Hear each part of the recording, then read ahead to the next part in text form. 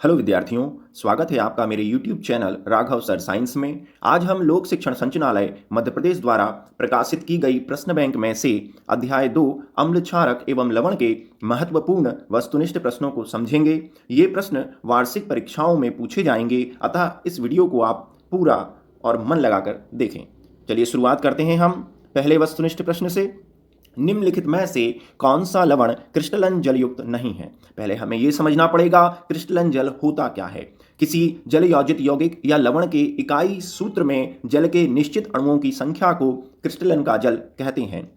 यह लवण के क्रिस्टल के अंदर बंधे जल के अणुओं की संख्या है। आप उदाहरणों को देखें। उदाहरण लिखा हुआ है कॉपर सल्फेट अर्थात नीला थोथा CuSO4 इंटू 5H2O। तो यहां पर कॉपर सल्फेट जो एक लवण है, इस यौगिक के साथ 5 अणु जल के बंधे हुए हैं, इन्हीं को हम क्रिस्टलन जल कहते हैं। इसी प्रकार धावन सोडे का सूत्र देखिए Na2CO3 इंटू 10H2O। इसमें 10 अणु पानी के ठोस रूप में इस लवण के साथ बंधे हुए हैं, इसे हम क्रिस्टलन जल कहते हैं। इसी प्रकार जिप्सम में 2 अणु पानी के बंधे हुए हैं, ये क्रिस्टलन जल है। तो हम समझ गए कि अगर लवण के साथ पानी के कुछ अणु बंधे हुए हैं तो उन्हें हम क्रिस्टलन जल कहते हैं, और ऐसे यौगिकों को जल योजित यौगिक कहा जाता है, जिसके 3 उदाहरण नीचे दिए गए हैं। अब आप आसानी से छांट सकते हैं। नीले थोते में भी क्रिस्टलन जल है, धावन सोडे में 10 अणु क्रिस्टलन जल के हैं और जिप्सम में 2 अणु, जबकि खाने का सोडा या मीठा सोडा में क्रिस्टलन जल नहीं होता, यह जल योजित यौगिक नहीं है। प्रश्न क्रमांक 2, पाचन के समय अमाशय पाचक रसों का pH मान होता है। यहां पर एक पाचन तंत्र दिखाया गया है।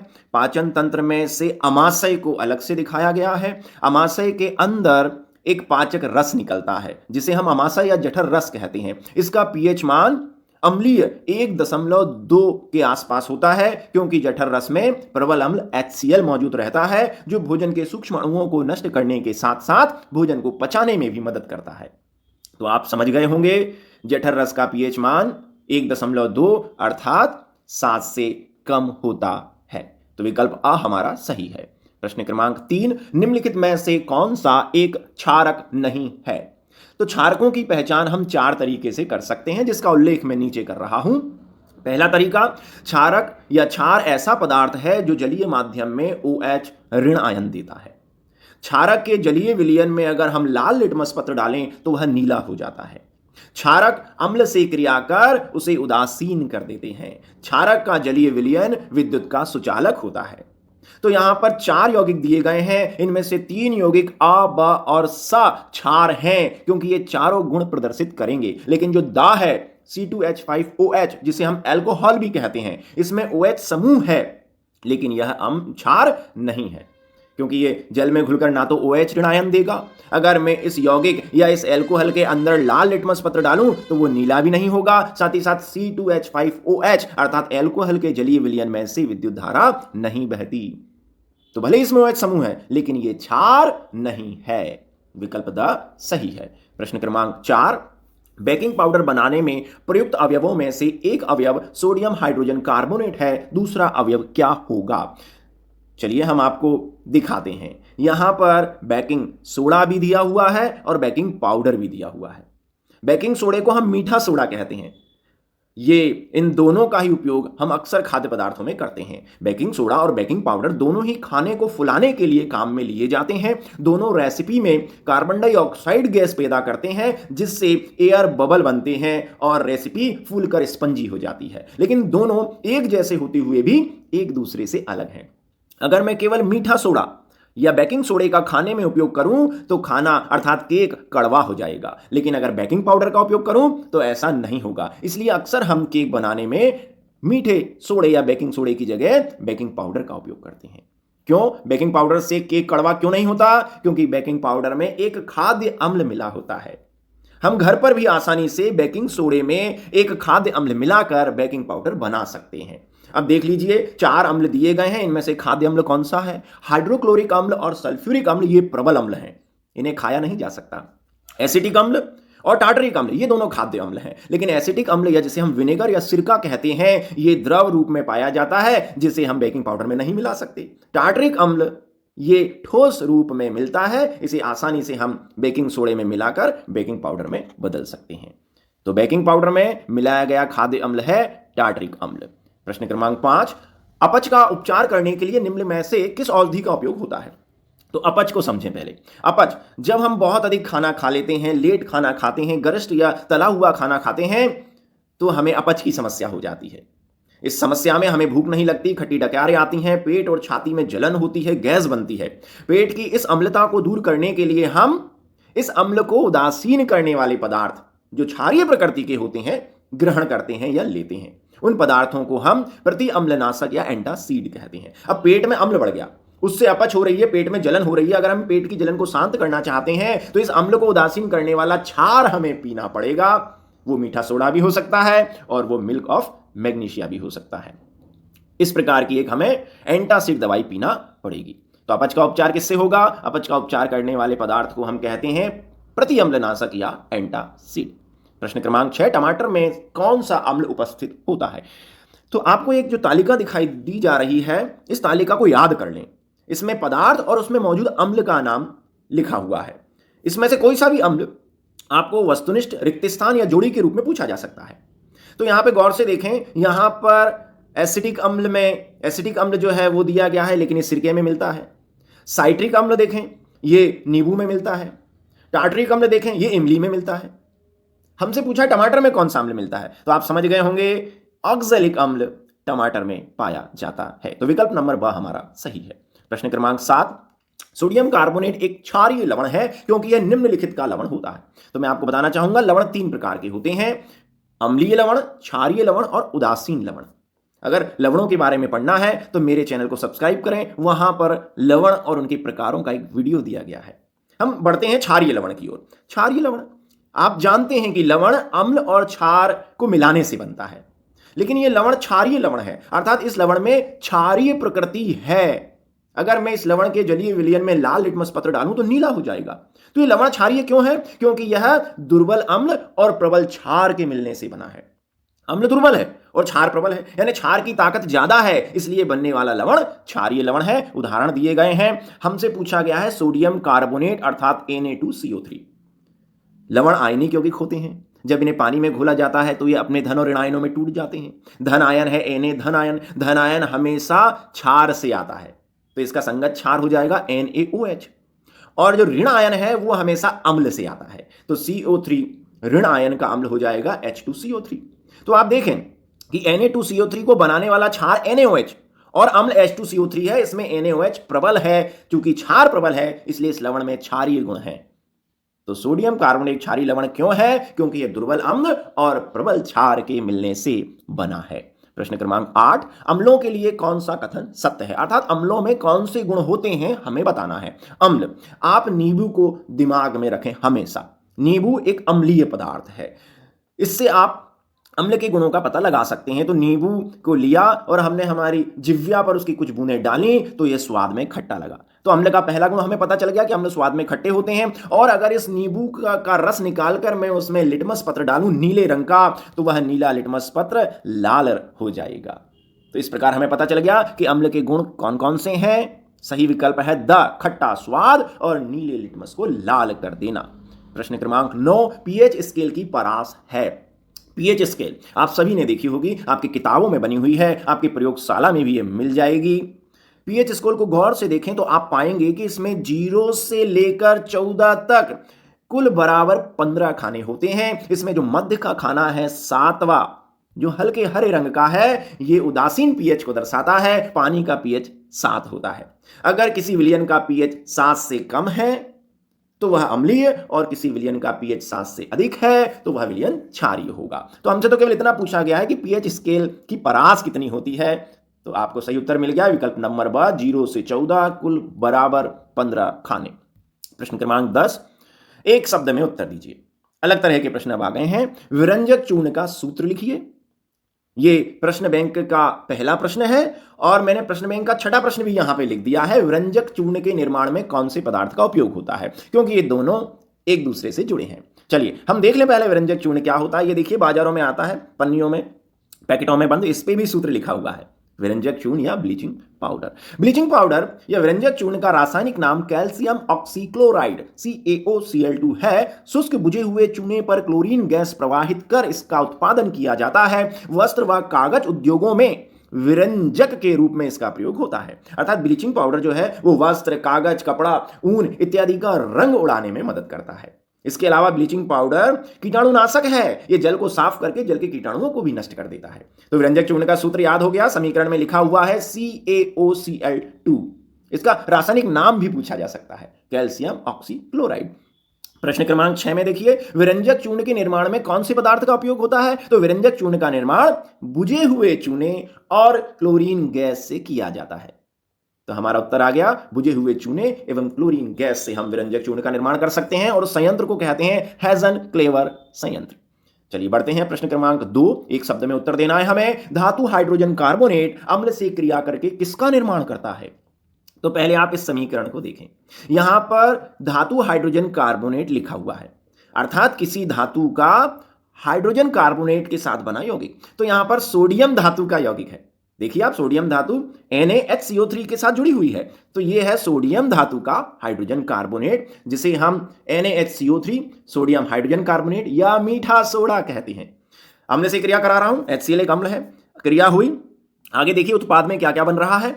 NaCl एक लवण बन रहा है, H2O पानी बन रहा है और कार्बन डाइऑक्साइड गैस निकल रही है। तो हम अपने उत्तर की ओर पहुंच गए हैं कि धातु हाइड्रोजन कार्बोनेटों की जब अम्ल से क्रिया कराई जाती है तो क्या बनता है? लवण, जल और कार्बन डाइऑक्साइड बनती है। धातु हाइड्रोजन कार्बोनेट अम्लों से क्रिया क्यों करते हैं? अम्ल से क्रिया कौन करेगा? अम्ल से क्रिया क्षार करते हैं। अर्थात धातु हाइड्रोजन कार्बोनेट क्षारीय प्रकृति के होने के कारण अम्लों से क्रिया करते हैं। तो हमें हमारा उत्तर मिल गया कि जब भी कोई धातु हाइड्रोजन कार्बोनेट अम्ल से क्रिया करेगा तो उस धातु का संगत लवण बनेगा। यहां धातु सोडियम है तो उसका संगत लवण हुआ NaCl और कार्बन डाइऑक्साइड गैस और जल बनेगा। प्रश्न क्रमांक 3, कैल्शियम फास्फेट जो दांत के इनेमल में उपस्थित होता है, इसका रासायनिक प्रकृति क्या होती है? दांत आप सभी ने देखे हैं। दांतों के ऊपर एक सफेद रंग की बहुत मजबूत परत चढ़ी हुई रहती है जिसे इनेमल कहते हैं। शरीर की सबसे मजबूत परत है। फिर भी इस मजबूत परत का क्षय हो जाता है, तभी तो हमारे दांतों में कोचर हो जाती है, दांतों का डिके हो जाता है, दंत क्षय। तो आप समझिए, रटने की आवश्यकता नहीं है। दांतों का क्षय कैसे होता है? तो ध्यान दीजिए, अक्सर हम क्या करते हैं, खाना खाने के बाद, रात के खाना खाने के बाद ब्रश नहीं करते और सो जाते हैं। रात में क्या होता है? रात में भोजन में मिलने वाले बैक्टीरिया अर्थात जीवाणु इस भोजन को सड़ाते हैं। रात में मुंह में दांतों के बीच जो भोजन फंस गया था, जब वो सड़ता है तो अम्ल बनते हैं। उन अम्लों के कारण ही हमारे दांत खराब हो जाते हैं। तो दांतों के ऊपर जो परत चढ़ी हुई है उसकी प्रकृति क्या होगी? तो आपको दिमाग में आ गया कि रात में मुंह में बना अम्ल ने कर दिया दांत खराब। अर्थात अम्ल किससे क्रिया करता है? क्षार से क्रिया करता है, क्षार को उदासीन कर देता है। अर्थात हमारे दांतों के ऊपर जो कैल्शियम फास्फेट की इनेमल की परत चढ़ी है वो क्षारीय प्रकृति की है। अगर हमें अपने दांतों को दंत क्षय से बचाना है तो हम टूथपेस्ट का इस्तेमाल करते हैं। ये सारे पेस्ट या मंजन भी क्षारीय प्रकृति के होते हैं जो दांतों के इनेमल को नुकसान नहीं पहुंचाते, क्योंकि क्षार से क्रिया नहीं करता। तो ये दो ऑप्शन अगर आपने दिमाग में रखे तो आप समझ जाएंगे कि दांतों के ऊपर जो इनेमल का आवरण है वो क्षारीय प्रकृति का होता है। प्रश्न क्रमांक 4, अम्ल और क्षार के मध्य होने वाली अभिक्रिया क्या कहलाती है? तो आप उदाहरण में देख लीजिए, नीचे एक अम्ल है, दूसरा क्षार है, दोनों ने मिलकर लवण और जल बनाया। अर्थात अम्ल ने क्षार को उदासीन कर दिया, क्षार ने अम्ल के प्रभाव को खत्म कर दिया।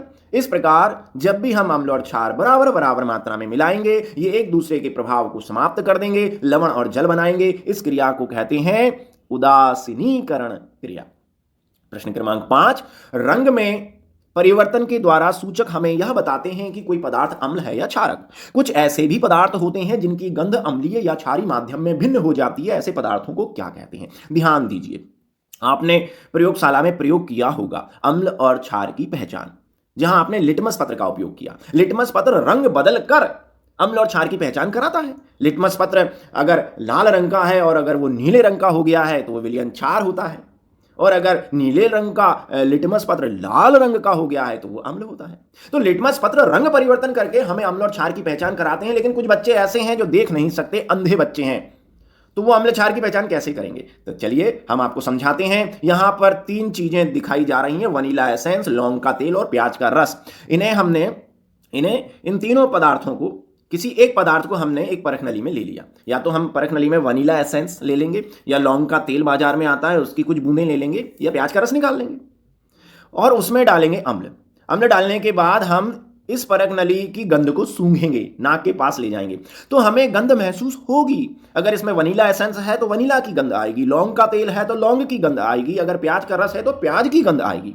अर्थात अम्ल डालने के बाद गंध गायब नहीं हुई, गंध महसूस हो रही है। यही क्रिया अगर हम क्षार के साथ करें, है ना, इन पदार्थों में हम क्षार की कुछ मात्रा डालें, फिर इस पदार्थ को सूंघें, तो गंध गायब हो जाएगी। अब हमें लौंग, वनीला और प्याज की गंध नहीं आएगी। तो हमें पता चल गया कि कुछ पदार्थ गंध परिवर्तन करके भी अम्ल और क्षारकों की पहचान कराते हैं। इन्हें हम गंधीय सूचक कहते हैं, और जो बच्चे देख नहीं सकते, नेत्रहीन बच्चों के लिए बहुत उपयोगी साबित होते हैं। तो गंधीय सूचक अम्ल से जब क्रिया करते हैं तो गंध रहती है, और जब ये क्षार से क्रिया करते हैं तो इनकी गंध गायब हो जाती है। तो गंध गायब हो जाए तो हम बता देंगे कि दिया गया विलयन क्षार है। तो गंध परिवर्तन करके अम्ल और क्षार की पहचान कराने वाले पदार्थों को हम गंधीय सूचक कहते हैं। उदाहरण चित्र में दिखाई दे रहे हैं। प्रश्न क्रमांक 7, मिल्क ऑफ मैग्नीशिया क्या है? क्या है मिल्क ऑफ मैग्नीशिया? इसके पहले भी हमने देखा कि जब कभी हमारी पेट में अम्लता बढ़ जाती है, अपच की समस्या हो जाती है, तो हम प्रति अम्लनाशक या एंटासिड दवाइयों का सेवन करते हैं, जैसे डाइजीन। ये डाइजीन में कभी घर पर लाओ ना, तो इसमें जो कंटेंट होते हैं उनको पढ़ना, कंटेंट को गौर से पढ़ो। तो यहां पे लिखा हुआ है कंटेंट में सबसे ऊपर मैग्नीशियम हाइड्रोक्साइड। ये मैग्नीशियम हाइड्रोक्साइड इन एंटासिड दवाइयों में बहुत अधिक मात्रा में मिला होता है। यही हमारे पेट की अम्लता को दूर करता है, पेट में बन रहे अम्ल को उदासीन कर देता है। तो मिल्क ऑफ मैग्नीशिया को हम क्या क्या कह सकते हैं? एक तो चूंकि ये पेट की अम्लता को उदासीन कर रहा है, इसलिए इसे हम प्रति अम्लनाशक या एंटासिड कह सकते हैं। इसके अलावा इसका सूत्र भी आप यहां उत्तर में लिखकर आ सकते हैं। मिल्क ऑफ मैग्नीशिया को हम magnesium hydroxide MgOH whole twice कहते हैं, जो एक प्रकार की दुर्बल क्षार है।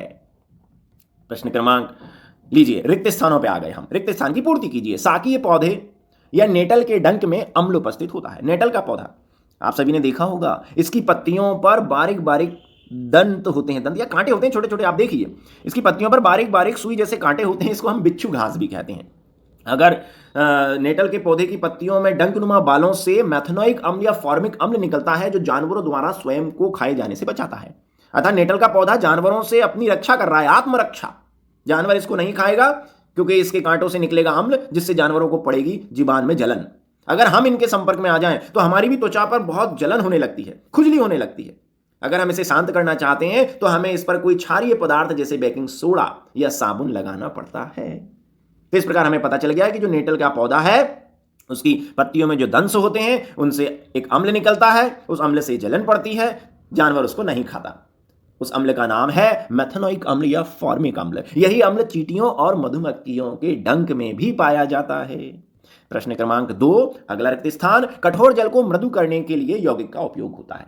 कठोर जल किसे कहते हैं आपको पता है? कठोर जल जो पानी के साथ साबुन के साथ आसानी से झाग नहीं देता। कठोर जल की कठोरता उसमें मिलने वाले लवणों के कारण होती है। लेकिन एक पदार्थ है जो कठोर जल को मृदु में बदल देता है। जी हां, आपको याद आ गया होगा, धावन सोडा, वॉशिंग सोडा, कपड़े धोने का सोडा, जिसका रासायनिक नाम होता है सोडियम कार्बोनेट डेकाहाइड्रेट और सूत्र होता है Na2CO3 × 10H2। अगर इसे हम पानी में घोल दें तो कठोर जल में जितने भी लवण हैं वो अवक्षेपित हो जाते हैं और बचा हुआ पानी मृदु जल में बदल जाता है और वह अब झाग देता है और कपड़े धोने के काम में आता है। इसलिए धावन सोडा कठोर जल में भी कपड़े धो सकता है, साबुन यह काम नहीं कर पाती। चलिए, अम्लीय वर्षा का पीएच मान होता है। अम्लीय वर्षा या एसिड रेन, यानी बारिश के साथ अम्ल जमीन पे गिर रहे हैं तो उसे हम अम्लीय वर्षा कहते हैं, और अम्लों का पीएच 7 से कम होता है तो अम्लीय वर्षा का पीएच मान हो जाएगा 5.6 से कम। इसी अम्लीय वर्षा के कारण हमारी फसलें खराब हो जाती हैं, हमारी मिट्टी का पीएच बदल जाता है। अगर ये अम्लीय वर्षा हमारी त्वचा पर गिरे तो त्वचा पर छाले पड़ जाते हैं, लोहे की वस्तुओं पर जंग लग जाती है, और जो ताजमहल संगमरमर का बना है वो इसी अम्लीय वर्षा के कारण पीला हो रहा है। सोडियम हाइड्रोजन कार्बोनेट का सामान्य नाम है sodium Na, hydrogen carbonate HCO3। तो आप सूत्र बना सकते हो सोडियम हाइड्रोजन कार्बोनेट का NaHCO3, और इसे हम कहते हैं बेकिंग सोडा, मीठा सोडा, खाने का सोडा। सिरके में अम्ल उपस्थित होता है। सिरका या विनेगर, है ना, ये बाजारों में आता है और इसका उपयोग हम अक्सर चाइनीज खाना बनाने के काम में लेते हैं, जैसे नूडल्स और मंचूरियन खट्टा होता है। तो सिरका या विनेगर वास्तव में एक अम्ल है और इसमें जो मुख्य कंटेंट होता है वो है एसिटिक अम्ल। चूना पत्थर, खड़िया और संगमरमर के विभिन्न रूप हैं। तो हमने अध्याय 1 में भी आपको बताया था कि चूना पत्थर जमीन के अंदर से निकलता है, खड़िया अर्थात चौक, और संगमरमर, ये तीनों का ही रासायनिक सूत्र कैल्शियम कार्बोनेट अर्थात CaCO3 है। ये इसी के ही अलग अलग रूप हैं जो जमीन की अलग अलग गहराइयों में मिलते हैं। चलिए बढ़ते हैं हम आगे। प्रश्न क्रमांक 7, रिक्त स्थान। अम्ल एवं क्षारक की अभिक्रिया के परिणाम स्वरूप लवण तथा जल प्राप्त होते हैं, इस अभिक्रिया को कहते हैं।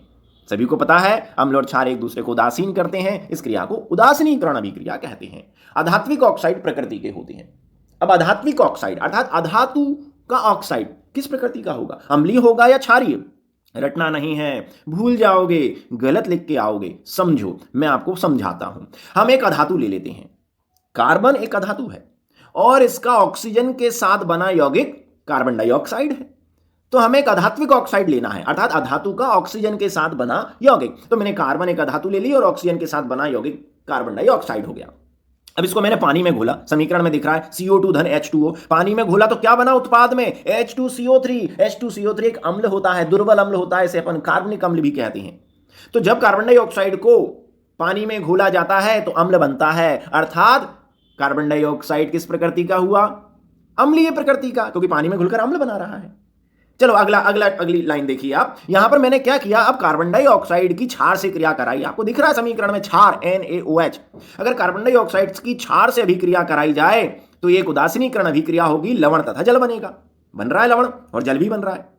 तो क्षार ने कार्बन डाइऑक्साइड से क्रिया करी, लवण तथा जल बना। तो क्षार किससे क्रिया करता है? क्षार अम्लों से क्रिया करते हैं और लवण तथा जल बनाते हैं। तो क्षार CO2 से क्रिया कर रहा है अर्थात CO2 अम्लीय प्रकृति का है।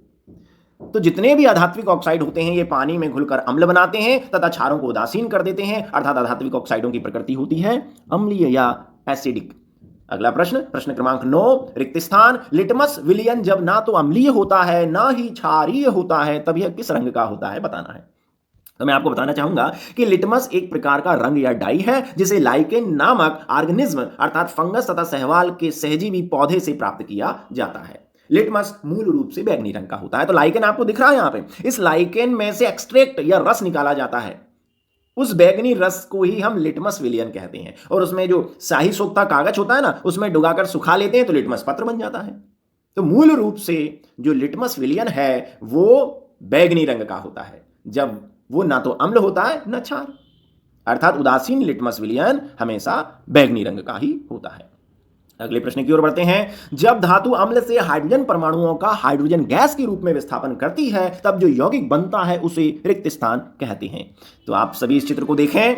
इस चित्र में आपको दिखाई दे रहा है कि जब कोई धातु अम्ल से क्रिया करती है तो हाइड्रोजन गैस बनती है, लेकिन हमसे पूछा है साथ में कौन सा यौगिक बनता है। तो इस समीकरण को देख लीजिए। यहां एक धातु है Zn, वो अम्ल H2SO4 से क्रिया कर रही है, हाइड्रोजन गैस बुलबुलों के रूप में निकल रही है जो फटफट की ध्वनि के द्वारा जलेगी, और एक यौगिक और बन रहा है उत्पाद में ZnSO4, ये उस धातु का अर्थात जिंक का लवण है। तो जब भी धातु किसी अम्ल से क्रिया करेगी तो हाइड्रोजन गैस तो विस्थापित होगी ही, साथ ही साथ उस धातु का लवण भी बनेगा। तो उत्तर हो गया हाइड्रोजन गैस के साथ कौन सा यौगिक और बन रहा है, वो है लवण।